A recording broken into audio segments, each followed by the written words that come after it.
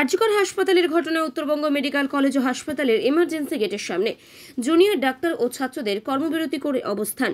তবে সিনিয়র ডাক্তাররা রোগী দেখছেন।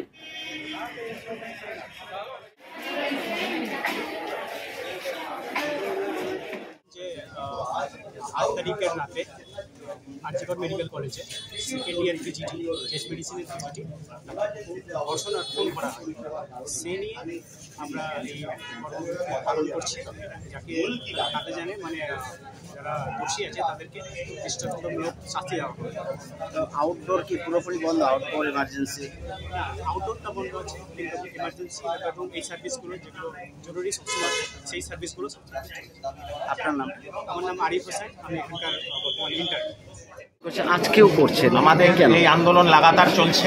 আরজি করে যে ঘটনাটা ঘটেছে, আশা করি ওটা আর আমার বলার দরকার নেই, অত্যন্ত ন্যাক্কারজনক ঘটনা।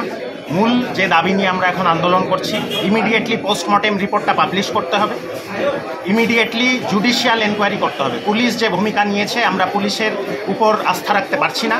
আমরা চাই বিচার বিভাগীয় তদন্ত, এটা যত ইমিডিয়েটলি নেওয়া হবে আমরা আন্দোলন তখন উইথড্র করবো। এই দাবিগুলো নিয়ে আমরা লড়ছি। এবং আমাদের কলেজেও যে অবস্থা, ডক্টরস রুম নেই, টয়লেট ঠিকঠাক মতো নেই, অনেক লেডি ডক্টরদের রাতে হোস্টেলে যেতে হয়, ঠিক আছে, এই রকম অবস্থা গেলে আপনারা দেখলেই বুঝতে পারবেন।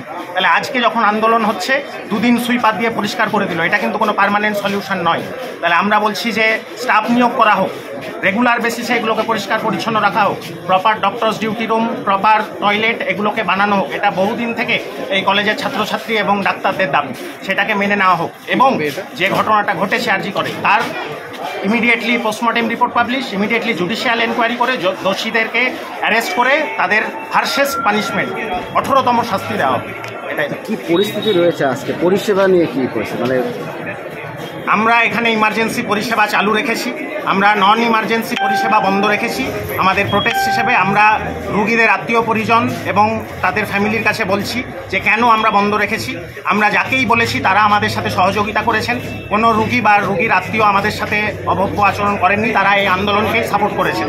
তা আমরা এই বক্তব্যে বলতে চাই যে এই আন্দোলনটা চলছে, আপনারাও সামিল হন এবং ইমার্জেন্সি কিছু হলে এখানে যে যত ডাক্তার আছেন সবাই এখানে হাত লাগাবে, সেটা কোনো অসুবিধা নেই, সেটার কোনো অসুবিধা হবে না। ইমার্জেন্সি হলে সেই ট্রিটমেন্ট আমরা দেবো, কিন্তু নন ইমার্জেন্সি পরিষেবা প্রোটেস্ট হিসেবে বন্ধ আছে এবং বন্ধ থাকবে যতক্ষণ না দাবি আদায় হয়। আমি ডাক্তার শাহরিয়ার।